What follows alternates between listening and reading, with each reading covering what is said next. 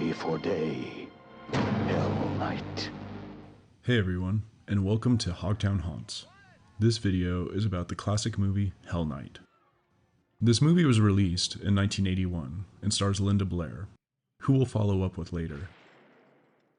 In the movie, Marty, played by Linda Blair, and 3 other college students are tasked with spending a night in an abandoned mansion as part of a fraternity initiation. Little do they know, the mansion is rumored to be haunted by the spirits of its former residents, who were brutally murdered there many years ago. As the night progresses, the 4 students begin to experience strange and terrifying events, including mysterious noises, ghostly apparitions, and gruesome discoveries. They soon realize that they are not alone in the mansion, and that something evil is lurking in the shadows. The tension builds as the students try to uncover the truth behind the mansion's dark past, while also fighting for their lives against a malevolent force that seems determined to keep them from leaving. Without giving too much away, let's just say that the movie's ending is both thrilling and unexpected, and will leave you on the edge of your seat until the very last moment. Or not. We're all horror nerds, and like anything else, we all have our various levels of fright. I'll get into my experience in a bit.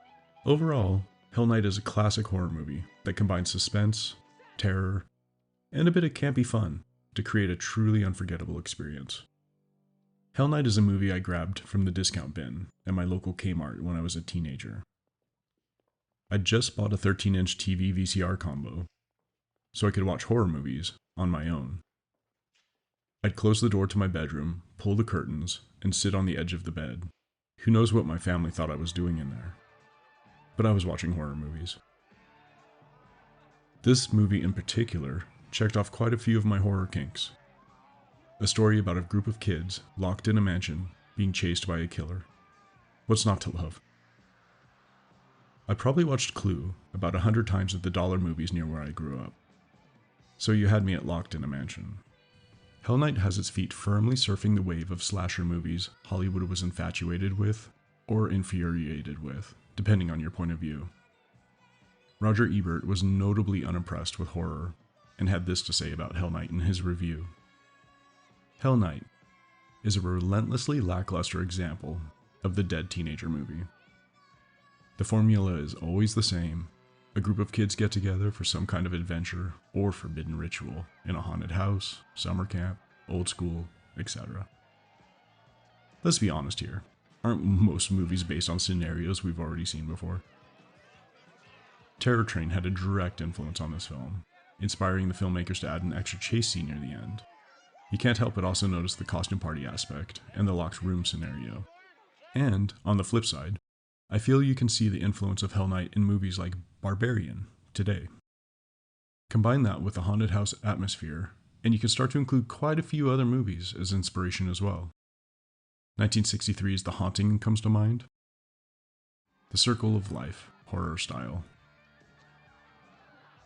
Moving on, Ebert be damned. Low budgets with a promise of big rewards kept Hollywood coming back again and again. However, on the financial front, Hell Night would be a bit of a disappointment. With an overall budget of $1.4 million, it only managed to bring in $2.3. In fact, the studio that produced it, Compass International Pictures, would close up shop soon after Hell Night's release. But in the age of home video, Hell Night would find its audience, and go on to become a cult classic. A success story in the end. Filming took place between November 1980 and January 1981. And what's a little movie shoot without a little movie shooting drama? Originally the budget was a cool $1 million, but ended up running over $400K, and has been described as grueling by many who were involved. 6-day weeks, 18-hour days, cold, injuries, which we'll get to later. Much to the chagrin of everyone involved, the shooting also went over the holidays. Some other little fun facts I've read about, but the details seem to change slightly, depending on what interview you're watching or reading, include the fact that Frank Darabont worked on the film as a production assistant, and Vincent Van Patten has noted that Kevin Costner worked on the film as a grip. Producer Irwin Yablans found his niche in horror movies, and possibly, arguably, depending on what you think is the first slasher movie, Halloween, or Black Christmas, or even Psycho, invented a new genre of film when, according to him, quote, I was coming back from a film festival in Milan, and I was looking for an idea that wouldn't cost money because I didn't have any money. I couldn't afford to buy a book or a play, and it happened to be Halloween night. End quote. So he pieced together The Babysitter Murders and pitched it to John Carpenter. The next decade would be hard on Roger Ebert. No thanks to Irwin.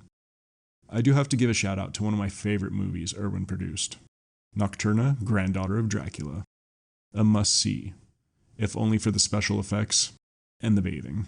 No, really, the bathing. There's a lot of it.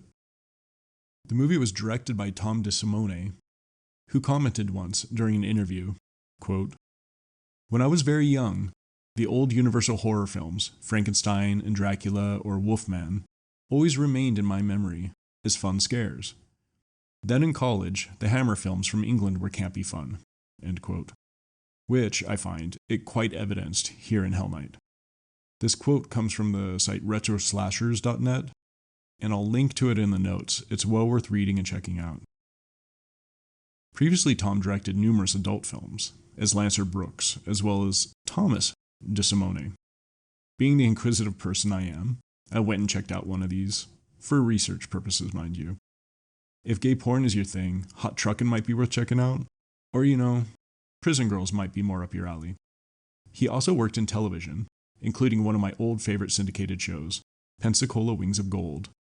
And he even popped up in directing episodes of Swamp Thing and Freddy's Nightmares.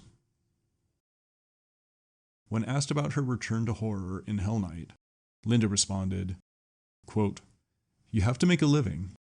I thought I hadn't done one for 9 years. Why not do it again? End quote. Obviously, Linda doesn't require much of an introduction.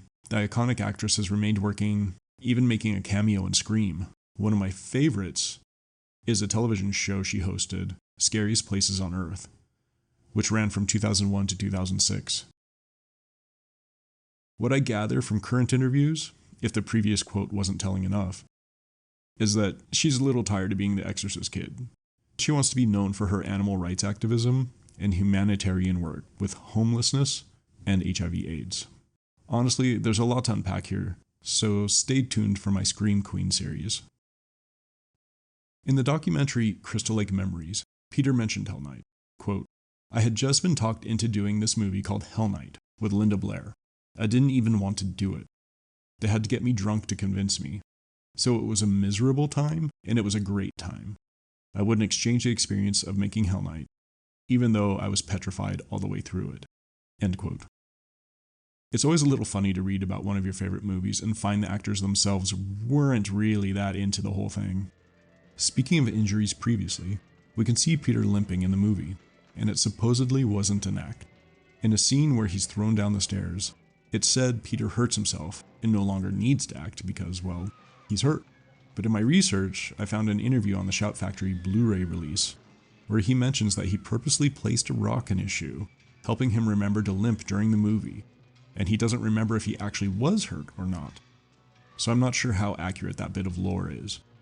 Also, shout out to that Blu-ray release, highly recommended. He's known for his soap opera work on The Young and the Restless, but for me he was known for The Powers of Matthew Starr, later ranked as one of the worst television shows by TV Guide itself. Still an iconic role, if you ask me. Hey, we didn't ask a lot of television back then, I guess. Peter contemplated leaving Hollywood just before being offered Hell Night. He found a respite in horror. He would also make an appearance in Friday the 13th, the final chapter, which he took at its word, thinking it would be the last Friday the 13th. A strange development more recently, on July 16, 2012, a man named Ray Falk died, age 71, and bequeathed half of his $1.3 million estate to Peter, which Peter thought might have been a scam at the time, and didn't believe it. Falk mentioned that he considered Peter a friend, even though they had never met. The other half of that $1.3 million would end up going to a co-star from Hell Night. More on that in a second. Since about 2006, he's retired from acting to focus on his family. Vincent Van Patten. Yes, of those Van Pattens. Linda would work with his brother Jimmy Van Patten in Roller Boogie. Vincent was also a professional tennis player who played in the US Open twice and Wimbledon once. At one point, Vincent ranked 26th in the world. Not bad. He would also go on to be a professional poker player, eventually becoming a commentator for the World Poker Tour, and also co-writing a novel, The Picasso Flop, about poker. Again, not bad. Acting-wise, you might have seen him in Bonanza, Adam 12, The Courtship of Eddie's Father, Wonder Woman, Rock and Roll High School, Camp Fear, The Break, a movie he wrote, produced, and starred in. Again, not bad. As if all that wasn't enough, he was also a surfer. The role in Hell Night was originally written as a Southerner from Louisiana, but when Vincent was cast, it was rewritten to include his love of surfing. So, now I officially feel like I've not done enough with my life. Sookie Goodwin. Not much out there on Sookie, but I was quite surprised and happy to see she was involved with another early 80s cult television show that I followed closely, 1982's Voyagers. She played Ad Lib Woman in the episode The Day the Rebs Took Lincoln. If anyone else knows more, let me know in the comments below. Before we get to the MVP of the movie, let's run through some of the other actors quickly. Kevin Brophy, who plays Peter, has had quite a prolific career in Hollywood, starring in such things as The Long Riders, in episodes of MASH, After MASH, Deep Space Nine, and JAG, to name just a few of his television credits. He was also the other half of that bequeathed $1.3 million that Peter Barton was involved with. Jenny Newman is probably most remembered as Barbara in V and V The Final Battle. And she also starred in an episode of Voyagers. And one of my favorite movies, My Favorite Year. Jimmy Sturtevant showed up in Quincy M.E. and The Competition. Now the house. I must add the location as a character because it's such an overbearing presence. Even though it's 3 separate places, the front of the house is Kimberly Crest Mansion in Redlands, California. The tunnels and hedges are set designs, and the interior is from what I can find still a mystery. It's part house and part sets. All we know is that it was filmed in Pasadena, California. I appreciate it when the filmmakers realize that when you have a locked room mystery, the house or location needs to be just as important as the cast and crew. The exterior looks gothic in all the right places, and the claustrophobic tunnels and hedges do their job as well. But as a cohesive whole, the house is really the icing on the cake. You might also recognize the house from the music video Big Love by Fleetwood Mac. For me, horror works as an allegory. I can enjoy a horror movie that doesn't have something to say, but it probably won't get a lot of repeat viewings from me. I'm happy to say Hell Night does have something to say. There's a not too subtle class system that exists in this movie. Nothing new for the time. I can probably name a few movies off the top of my head about kids trying to get into the right frat or sorority. Vamp, for instance. So they can have access to the future they hope to live. The class system that exists within this movie isn't very different. You have Van Patten giving us a story about how, as a tourist, he and his friends intimidated locals for their own benefit. One day, we go down, we buy ourselves a shotgun. Go down to the local bar and really put the fear of God into them. Needless to say, we didn't have too many hassles after that. And then later, we have the trust fund kid and the mechanic's daughter bonding. What makes it so evil to be rich and so noble to be poor? Oh, it's just that the rich capitalist feeds on the life of the downtrodden poor. Figures are radical. Probably majoring in political science with an emphasis on terrorism. No, actually, I don't give a darn about politics. It's been more than a few years since this movie came out, and it's crazy to see that the same discourse still happens. You could break it down further if you really wanted to, as the horror is set in a mansion full of generational wealth, and the monsters are somewhat created by said wealth. A sequel had been planned, and the script hung out for a while before being rewritten as Dead Scared or The Hazing in 2004. Expect a follow-up on that film. All in all, this is a classic. Is it for everyone? Probably not. What is? But if you appreciate horror and its history, this is on the must-watch list. Give it a go.